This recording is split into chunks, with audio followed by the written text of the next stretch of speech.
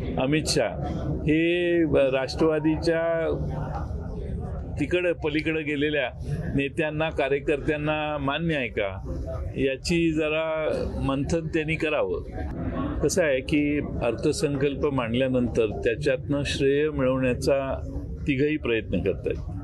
भारतीय जनता पक्षही करते, एकनाथ शिंदे साहेबही करतायत, आमचे अजितदादाही करतायत आणि त्यामुळं यांच्यात एकमत नाही, यांच्यात सुसूत्रता नाही आणि सत्तेचा लचका जेवढा ओढता येईल आपल्याकडं तेवढा ओढण्यासाठी मार्केटिंग सगळ्यांचं चालू आहे जोरात आणि त्यामुळं हे श्रेय आम्हालाच आहे असं सांगण्याचा तिघांचा प्रयत्न आहे। सध्या गुलाबी रंगावरती विशेष जोर दिला जातो।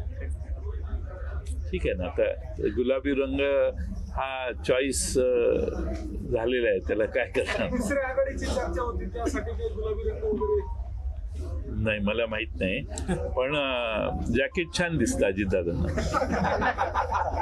चला।